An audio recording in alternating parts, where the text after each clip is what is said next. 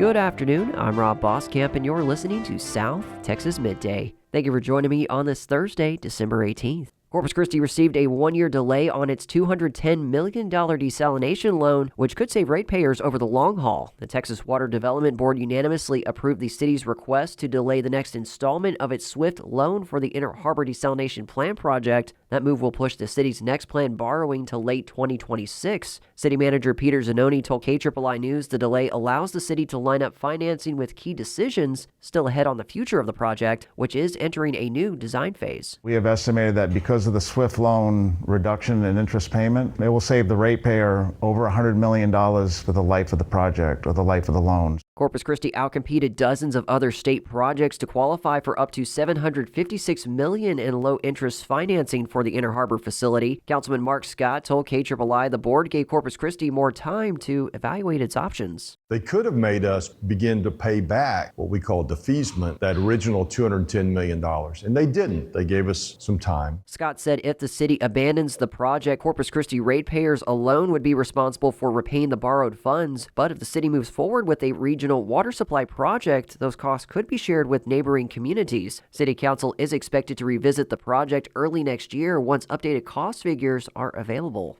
Investigators have closed their look into allegations tied to a proposed downtown Hilton Homewood Suites project. They have determined no crime was committed related to the $2 million Homewood Suites incentive, according to city officials and an attorney representing the local architect. Jeff Lehrman, attorney for Philip Ramirez, said he had been informed by Corpus Christi PD, the FBI, and the Texas Rangers that their investigations had concluded with no findings of criminal conduct. In a statement, CCPD said they had not yet formally closed the investigation. The allegations stem from a lawsuit filed by Ajit David, a member of a competing hotel management group, accusing developer Elevate QOF LLC and architect Philip Ramirez of misrepresenting floodplain information during a presentation to the city's Type B board as part of an incentive request. Elevate QOF sought the Type B sales tax incentive in 2023 for their 5-story, 126-room hotel at the corner of North Chaparral and Lomax Streets. It marked the first time such public funds had been used to subsidize a hotel in Corpus Christi. Lehrman, who represents Ramirez, said investigators thoroughly reviewed the claims before closing the case. Both Lehrman and Corpus Christi Councilman Roland Barrera told KIII News that the civil lawsuit remains active.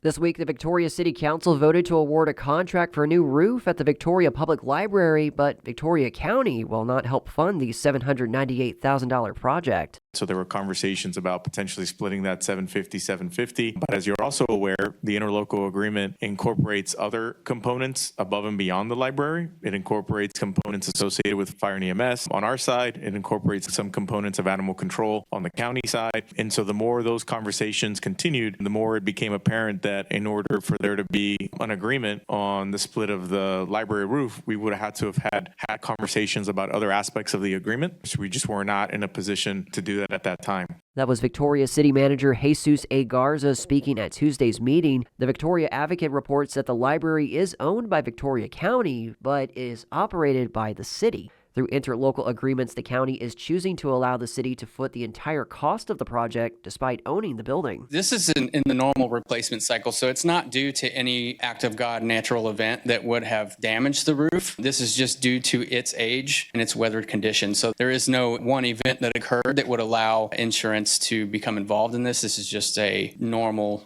regular roof replacement based on its failure due to age. That was Roger Welder, Director of Building and Equipment Services for the City of Victoria. He spoke at Tuesday's meeting. The 20-year-old roof is overdue to be replaced, and the warranty on the current roof expired 5 years ago. City officials awarded the contract to Rain King Incorporated, who expect to complete the project in May. KEDT's 2026 election coverage continues this hour with District 34 GOP hopeful Eric Flores.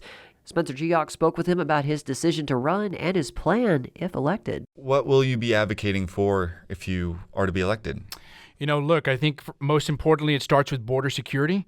That's number one. Myself having served on Operation Guardian Support as a soldier, and then again as a prosecutor, President Trump has brought down the apprehensions to an all-time low. That being said, we need to continue that, because once we have border security, what does that bring? That brings safer communities. That gives a sense of hope for other businesses to come, right? And our children are safe. We're stopping the fentanyl trafficking. So that's one. The second is, of course, veteran issues. Veterans swore to defend this nation. We need to remember remember that once they put that uniform down, that we also have a contract and a duty to take care of them. And the other big issue is we need Americans to be able to afford housing in our area. We need to bring those prices down. You'll get to hear the full interview later this hour following South Texas Midday. In international news, the U.S. Department of Agriculture announced last week that it had reached an understanding with Mexico to meet current water obligations under a 1944 water treaty. Texas Public Radio's Maria Navarro has the details. The binational water treaty requires Mexico to deliver 1.75 million acre-feet of water to the U.S. over a 5-year cycle. Texas lawmakers have said Mexico's failure to meet those requirements has hurt South Texas farmers. Mexico has now agreed to release 202,000 acre-feet of water to the U.S., with deliveries expected to begin this week and timely repayments of the deficit from the previous water cycle. The U.S. and Mexico will also continue negotiations over the treaty and are expected to finalize a plan on deliveries by the end of January 2026. I'm Maria Navarro in San Antonio. We now go to college basketball. Texas A&M Corpus Christi men's team falls to 1-1 in Southland Conference play last night after Stephen F. Austin reversed a halftime deficit to take the game 69-60. The Islanders will be back in action Saturday night as they take on Southwest Adventist in non-conference action.